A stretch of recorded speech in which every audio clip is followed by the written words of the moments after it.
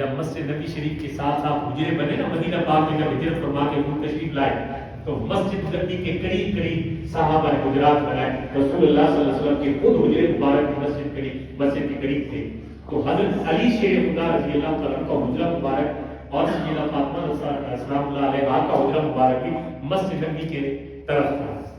اچھا سمر دروازے مسجد کے اندر نکال لیے تھے. مثال کے طور پر اس دیوار کے ساتھ جتنے حجرے تھے انہوں نے دروازے مسجد نبوی نکال لیے تاکہ حجرے سے نکلے اور سیدھا مسجد میں.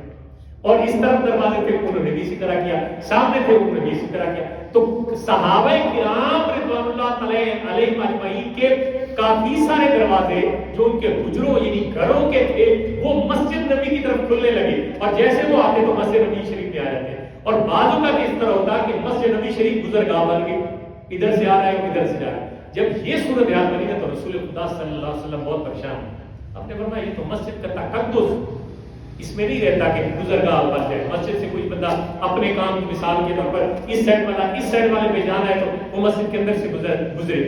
مسجد گزرگاہ نہیں ہوتی, اس لیے یہ تکلیف آپ کو بہت تکلیف ہوئی اور آپ نے اس کو آپ بزرگوں آگے آ جائیں, تشریف لیں آگے آ جائیں, آگے جگہ خالی پڑی ہوئی آگے آ جائیں, آگے آ جائیں اور بھی آگے آ جائیں. اگلی صفوں پہ آ جائیں, ثواب زیادہ ہے.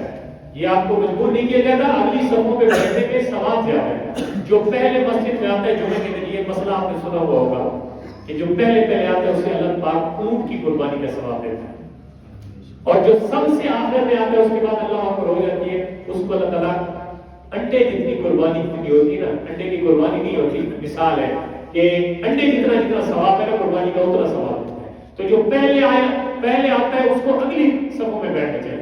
ایک تو ثواب کی خاطر مسئلہ بیان کر رہا ہوں, دوسرا جو بعد میں آ جاتا ہے وہ گنہگار بھی ہوتا ہے کہ جب وہ کسی کو کراس کر کے آتا ہے اور اس کے کاندھے سے اوپر سے ہو جاتا ہے تو گزرنے والا گنہگار ہوتا ہے. اس لیے کوشش کیا کرے اگلی صفوں میں بیٹھا کرے تاکہ بعد میں آنے والے گنہگار بھی نہ ہو اور آپ کو بھی کامل ثواب مل سکے.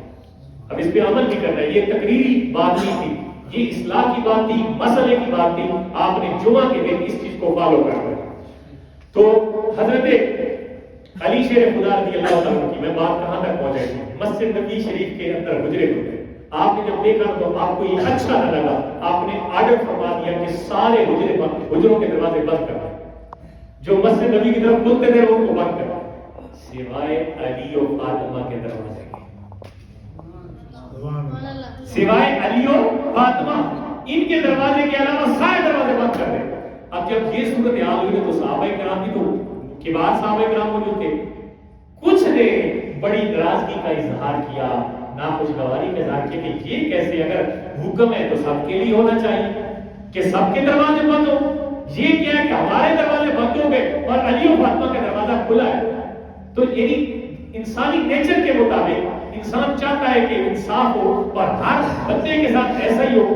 جب انہوں نے یہ سوچا نا تو یہ بات گفتگو رسول خدا تک پہنچ گئی صلی اللہ علیہ وسلم.